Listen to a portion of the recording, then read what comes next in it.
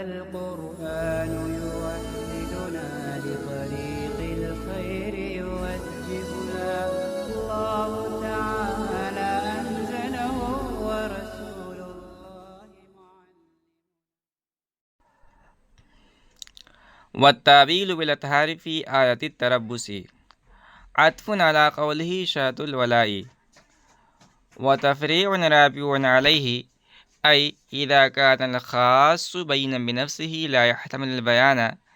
فبطل تأويل القروء بالأطهار في قوله تعالى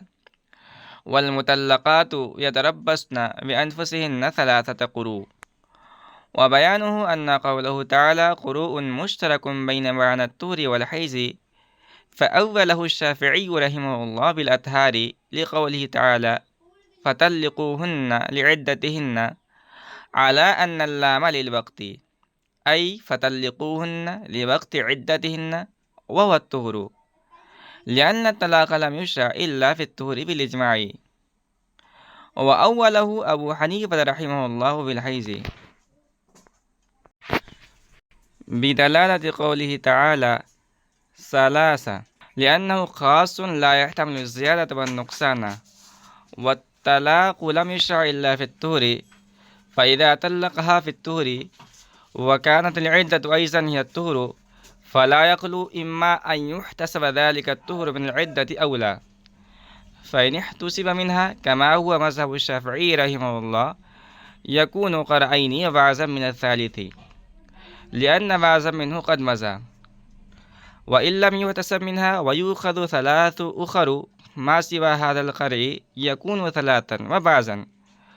وعلى كل تقدير يبطل موجب الخاص الذي هو ثلاثة. وأما إذا كان العدة والحيز والطلاق في الطهر لم يلزم شيء من المحظورين، بل تعد ثلاث حيز بعد مضي الطهر الذي وقع فيه الطلاق. والتأويل بالأطهار في آیت التربص، اور آیت تربص میں قروء کی تعویل طہر کے ساتھ باطل ہوگی۔ شارح فرماتے ہیں کہ عطف علی قولہ شاة الولاء وتفریع رابع علیہ، أي إذا كان الخاص بينا بنفسه لا يحتمل البيان فبطل تأويل القروء بالأطهار في قوله تعالى والمطلقات يتربصن بأنفسهن ثلاثة قروء، یعنی یہ ماتن کے قول شاۃ الولاء پر معطوف ہے اور خاص کے حکم پر چوتھی تفریع ہے، یعنی جب خاص بذات خود واضح ہونے کی وجہ سے بیان کا احتمال نہیں رکھتا ہے تو باری تعالیٰ کے ارشاد والمطلقات یتربصن بانفسہن ثلاثۃ قروء میں قروء کی تعویل طہر کے ساتھ کرنا باطل ہے۔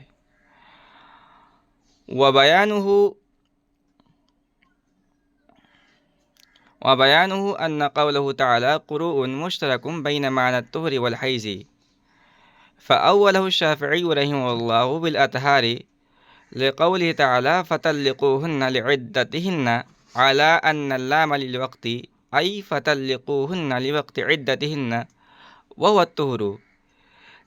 لأن الطلاق لم يشرع إلا في الطهر بالإجماع۔ اور اس کی تفصیل یہ ہے کہ باری تعالیٰ کے ارشاد والمطلقات یتربصن بانفسهن ثلاثۃ قروء میں لفظ قروء طہر اور حیض کے معنی میں مشترک ہے، چنانچہ حضرت امام شافعی رحمۃ اللہ علیہ نے باری تعالیٰ قول فطلقوہن لعدتہن کی وجہ سے قروء کی تعویل طہر کے ساتھ کی ہے، اس بنا پر کہ لام وقت کے لیے ہے، یعنی ان کو عورتوں کو ان کی عدت کے وقت میں طلاق دو، اور وہ طہر ہے کیونکہ بالاجماع طلاق مشروع نہیں کی گئی ہے مگر طہر میں۔ وأوله أبو حنيفة رحمه الله بالحيز بدلالة قوله تعالى ثلاثة، لأنه خاص لا يحتمل الزيادة والنقصان، والطلاق لم يشرع إلا في الطهر، فإذا طلقها في الطهر وكانت العدة أيضا هي الطهر فلا يخلو إما أن يحتسب ذلك الطهر من العدة أو لا، فإن احتسب منها كما هو مذهب الشافعي رحمه الله يكون قرعين بعضا من الثالث لأن بعضا منه قد مضى وإن لم يحتسب منها ويؤخذ ثلاث أخر ما سوى هذا القري يكون ثلاثا وبعضا وعلى كل تقدير يبطل موجب الخاص الذي هو ثلاثة. اور حضرت امام ابو حنیفہ رحمۃ اللہ علیہ نے باری تعالیٰ قول ثلاثتن کی دلالت کی وجہ سے قروء کی تعبیر حیض کے ساتھ کی ہے، کیونکہ لفظ ثلاثتن خاص ہے جو کمی و بیشی کا احتمال نہیں رکھتا ہے، اور طلاق مشروع نہیں کی گئی ہے مگر طہر میں. لہذا جب کوئی آدمی اپنی بیوی کو طہر میں طلاق دے گا اور عدت بھی طہر ہو تو دو حال سے خالی نہیں ہے، یا تو وہ طہر عدت میں شمار ہو گیا نہیں. بس اگر وہ طہر عدت میں شمار ہوگا جیسا کہ حضرت امام شافعی رحمۃ اللہ کا مذہب ہے تو دو طہر اور تیسرے کا کچھ ہوگا، کیونکہ تیسرے کا کچھ حصہ گزر چکا ہے. اور اگر وہ طہر عدت میں شمار نہ ہو اور اس طہر کے علاوہ 2 سے 3 طہر لیے جائیں تو 3 طہر عدت 3 طہر اور کچھ ہوگا، اور دونوں صورتوں میں اس خاص کا موجب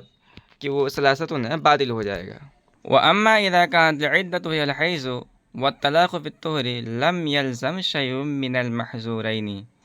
بل تعد 3 حيض بعد مضي الطهر الذي وقع فيه الطلاق. اور اگر عدت حیض سے شمار ہو اور طلاق طہر میں ہو تو مذکورہ دونوں خرابیوں میں سے کچھ لازم نہیں آئے گا، بلکہ اس طہر کے گزرنے کے بعد جس میں طلاق باقی ہوئی ہے مزید 3 حیض شمار کیے جائیں گے.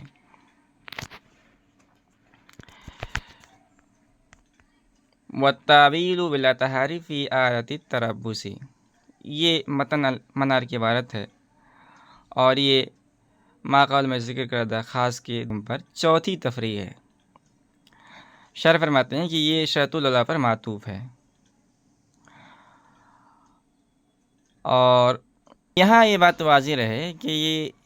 اس مسئلے کے اندر اور آئندہ مسئلوں کے اندر خاص کے حکم سے مراد ان یتناول المخصوص قطعاً ہے، یعنی خاص کا پہلا حکم، نہ کہ خاص کا دوسرا حکم لا يحتمل البیان، جیسا کہ شارح نے فرمایا ہے، اور یہ شارح کی طرف سے صحو ہے. آئندہ کے چاروں مسئلے ان یتناول المخصوص قطعاً پر متفرع ہیں، جیسا کہ شروع کے مذکورہ 3 مسئلے لا يحتمل البیان پر متفرع تھے. بہرکیف اس مسئلے کی تفصیل یہ ہے کہ مطلقہ مدخول بہا ذات الحیض غیر حاملہ، یہ سب قیود اتفاقی ہے، یعنی کوئی عورت ہے اور وہ مدخول بھی ہے، یعنی اس کے شوہر نے نکاح کے بعد اس سے جماع کیا ہے اور وہ حیض والی ہے، عائشہ نہیں ہے اور غیر حاملہ ہے. ان صفات کی مطلقہ عورت کی اپنا عدت کیسے گزارے گی یہ مختلف بھی ہے. ہمارے نزدیک ان صفات کی حامل عورت کی عدت 3 حیض ہے،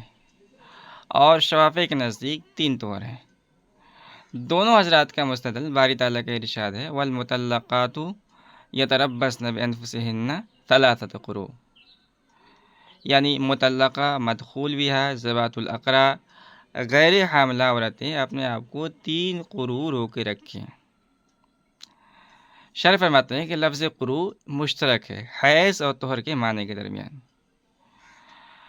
مگر حضرت امام شافعی رحمۃ اللہ فرماتے ہیں کہ آیت میں قروء سے مراد طہر ہے،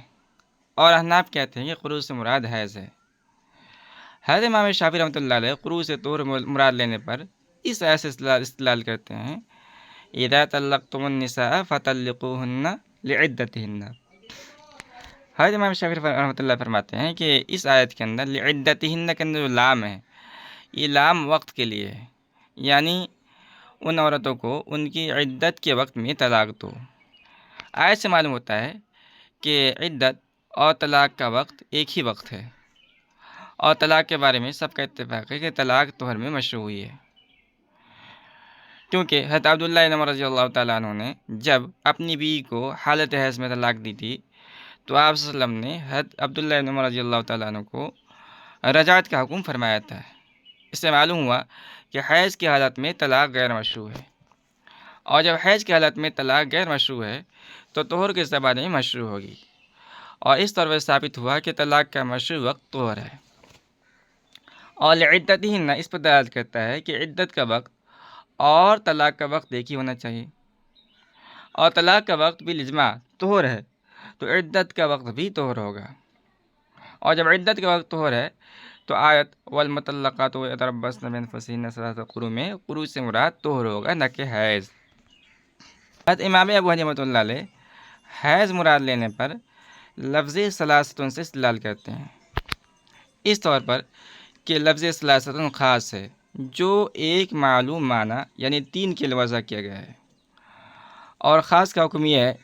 کہ وہ اپنے مخصوص یعنی مدلول قطعی طور پر شامل ہوتا ہے، جس میں کمی بیشی کی کوئی گنجائش نہیں ہوتی ہے، اور یہ بات اسی وقت ممکن ہوگی جب قروء سے حیض مراد لیا جائے، نہ کہ طہر،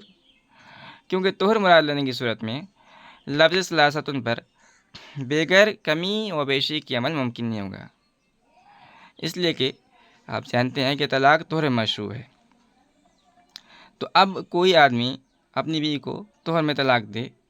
اور عدت بھی طہر ہو، جیسا کہ امام شافعی رحمۃ اللہ فرماتے ہیں، تو اس کی 2 صورتیں ہیں، یہ کہ جس طہر میں طلاق واقع ہوئی ہے اس کو بھی عدت میں شمار کیا جائے، اور دوسری صورت یہ ہے کہ اس کو عدت میں شمار نہ کیا جائے۔ پہلی صورت میں عدت کا زمانہ 2 طہر پورے اور تیسرے کا جس میں طلاق دی گئی ہے اس کا کچھ حصہ ہوگا۔ بہرحال اس صورت میں پورے 3 طہر نہیں ہوں گے بلکہ 3 طہر سے کچھ کم وقت ہوگا، کیونکہ جس طہر میں طلاق واقع ہوئی ہے اس کا کچھ نہ کچھ حصہ گزر چکا ہوگا، اور اگر اس طہر کو جس میں طلاق واقع ہوئی ہے عدت شمار نہ کیا جائے بلکہ اس کے علاوہ مزید 3 طہر شمار کیے جائیں تو عدت کا زمانہ 3 طہر پورے اور چوتھے طہر کا کچھ حصہ ہوگا۔ بہرحال اس صورت میں بھی پورے 3 طہر نہ ہوں گے بلکہ 3 سے زیادہ ہو جائیں گے۔ خلاصہ کلام یہ ہے کہ قروء سے طہر مراد لینے کی صورت میں لفظ ثلاثۃ جو خاص ہے اس پر عمل ممکن نہیں ہے، اور اس طرح اس کا موجب باطل ہو جائے گا۔ اور اگر قروء سے حیض مراد لیا جائے جیسے کہ حضرت امام ابو حنیفہ رحمۃ اللہ کہتے ہیں، تو مذکورہ دونوں خرابیوں میں سے کوئی خرابی لازم نہیں آئے گی، یعنی 3 کے عدد میں نہ کمی ہوگی نہ بیشی ہوگی، بلکہ جس طہر میں طلاق واقع ہوئی ہے اس کے گزرنے کے بعد پورے 3 حیض عدت کے شمار کیے جائیں گے، لہذا آیت میں قروء سے حیض مراد لینا زیادہ بہتر ہے نہ کہ طہر۔ وقد قيل إن هذا الإلزام على الشافعي رحمه الله يمكن أن يستنبط من لفظ قروء بدون ملاحظة قوله 3 لأنه جمع وأقله 3، وهذا فاسد لأن الجمع يجوز أن يذكر ويراد به ما دون 3 كما في قوله تعالى الحج أشهر معلومات بخلاف أسماء العدد فإنها نص في مدلولاتها. وأما قوله تعالى فطلقوهن لعدتهن فمعناه لأجل عدتهن أي طلقوهن بحيث يمكن إحصاء عدتهن، وذلك بأن يكون في طهر لا وطي فيه لأنه يعلم حينئذ أنها غير حامل فتعتد ب3 حيض بلا شبهة، ولا تطلق في طهر أطي فيها لأنه لم يعلم حينئذ أنها حامل تعتد بوزن الحمل أو غير حامل تعتد بالحيض، وكذا لا تطلق في الحيض لأن هذا الحيض لم يعتبر عندنا ولا الطهر الذي يليه، فينبغي أن يحتسب فيه 3 حيض أخرى فتطول العدة عليها بلا تقريب. كان وقد قيل إن هذا الإلزام على الشافعي رحمه الله يمكن أن يستنبط من لفظ قروء بدون ملاحظة قوله 3 لأنه جمع وأقله 3، وهذا فاسد.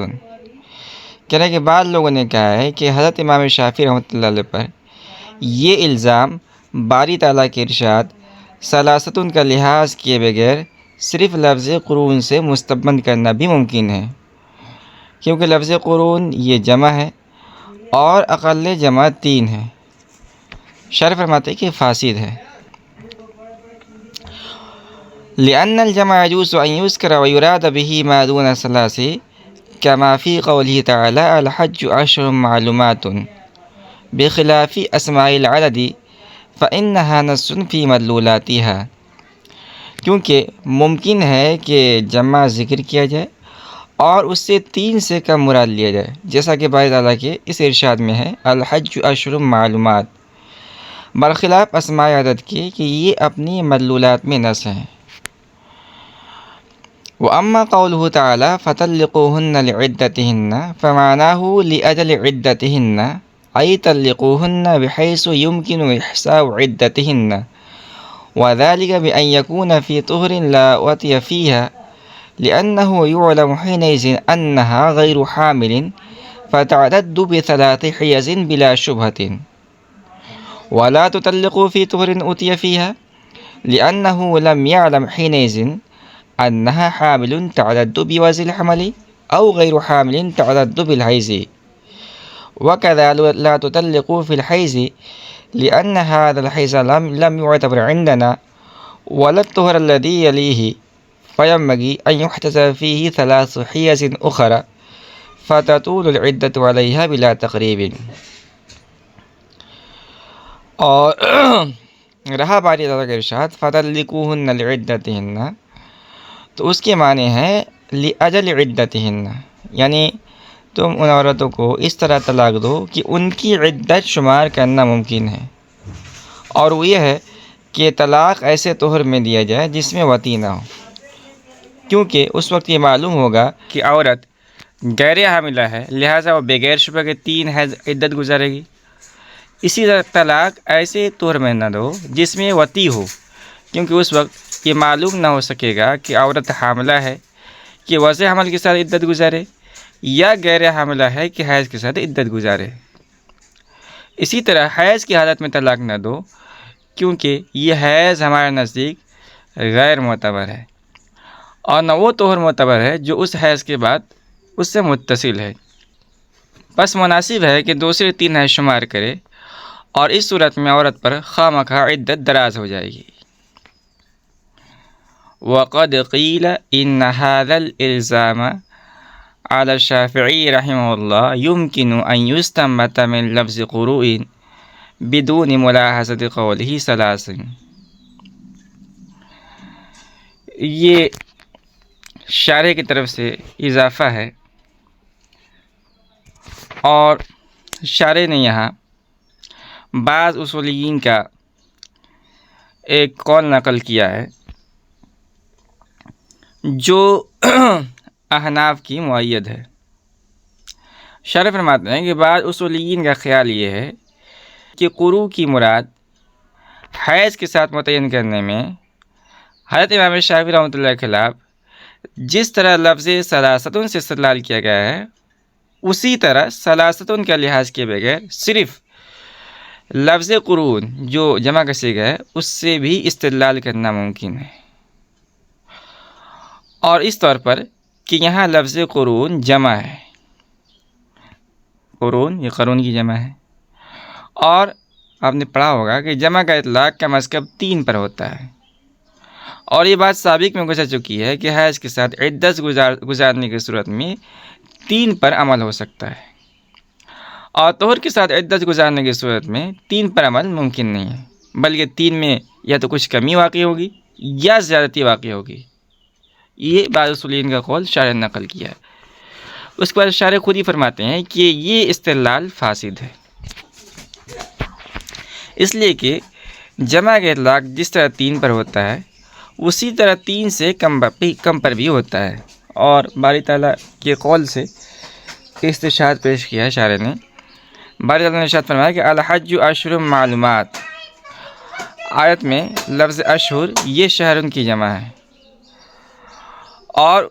یہاں اشہر جمع کے صیغے سے مراد شوال، ذیقعدہ اور ذی الحجہ کے 10 دن ہیں۔ اس آیت سے معلوم ہوا کہ جمع کا اطلاق 3 سے کم پر بھی ہوتا ہے، اور جب جمع کا اطلاق 3 سے کم پر ہوتا ہے تو قرون جو جمع کا صیغہ ہے، اس سے حضرت امام شافعی رحمۃ اللہ کے خلاف استدلال کرنا کس طرح درست ہوگا؟ شرح فرماتے ہیں کہ اس کے برخلاف اسماء عدد ہیں کہ وہ اپنے مدلولات میں نص ہوتے ہیں اور ان میں کمی و بیشی کا امکان نہیں ہوتا ہے،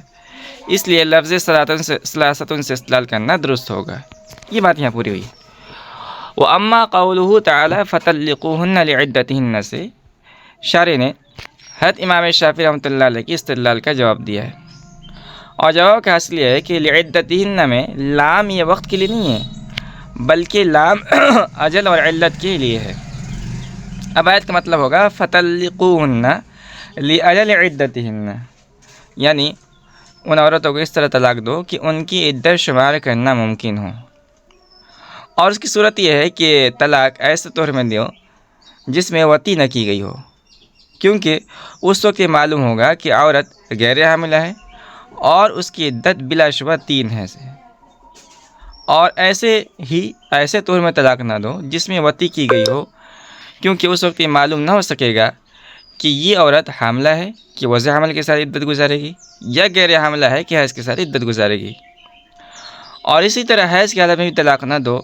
کیونکہ اس وقت ہمارے نزدیک نہ تو یہ حیض عدت میں شمار ہوگا اور نہ اس کے بعد والا طہور عدت میں شمار ہوگا، بلکہ 2 سے 3 حیض شمار ہوں گے، اور اس صورت میں خواہ عورت کی عدت طویل ہو جائے گی اور اس کو پریشانی میں مبتلا کرنا لازم آئے گا۔ ثم لكل واحد منا ومن الشافعي رحمه الله في هذا المقام قرائن تستنبط من نفس الآية بوجوه متعددة قد ذكرتها في التفسيرات الأحمدية بالبسط والتفصيل فتالعها إن شئت۔ پھر ہمارے اور حضرت امام شافعی رحمۃ اللہ علیہ کے لیے اس مقام پر بہت سے قرائن ہیں جو متعدد وجوہ سے نفس آیت ہی سے پیدا ہوتے ہیں۔ میں نے ان کو شرح و تفصیل کے ساتھ تفسیرات احمدیہ میں ذکر کیا ہے، اگر آپ چاہیں تو اس کا مطالعہ کر سکتے ہیں۔ اس عبارت کے اندر شارح نے اپنی کتاب کا پرچار کیا ہے۔ شارح فرماتے ہیں کہ قرون کی مراد متعین کرنے میں احناف اور شوافی دونوں کے پاس ایسے دلائل موجود ہیں جو خود اس آیت والمطلقات یتربصن بانفسہن سے مستنبط ہو سکتے ہیں۔ شارح فرماتے ہیں کہ میں نے ان کو تفصیل کے ساتھ اپنی کتاب التفسیرات الاحمدیہ میں ذکر کر دیا ہے، اگر آپ اس کو مطالعہ کرنا چاہیں تو مطالعہ کر سکتے ہیں۔ مثال کے طور پر شارح نے ذکر کیا ہے کہ حضرت امام شافعی رحمۃ اللہ فرماتے ہیں کہ آیت میں لفظ ثلاثۃ مؤنث مذکور ہے، اور 3 سے 9 تک کی عدد کا قاعدہ یہ ہے کہ معدود اگر مذکر ہوتا ہے تو عدد مؤنث آتا ہے، اور اگر معدود مؤنث ہوتا ہے تو عدد مذکر آتا ہے، اور قرون کے معنی حیض یہ مؤنث ہے اور طہر مذکر ہے، لہذا لفظ ثلاثۃ کا مؤنث ذکر کرنا اس بات کی علامت ہے کہ قروء کے معنی طہر کے ہیں جو مذکر ہے۔ اگر قروء کے معنی حیض کے ہوتے تو لفظ ثلاثۃ کے بجائے آیت کے اندر لفظ ثلاث مذکر ذکر کیا جاتا ہے۔ احناف کی طرف سے اس کا جواب دیا گیا ہے کہ نحوی حضرات یہ لفظوں سے بحث کرتے ہیں نہ کہ معنی سے، اور آیت کے اندر لفظ قروء مذکر ہے اگرچہ اس کے معنی حیض مؤنث ہے، لہذا لفظ قرون کے اعتبار سے ثلاثۃ کو مؤنث ذکر کیا گیا ہے۔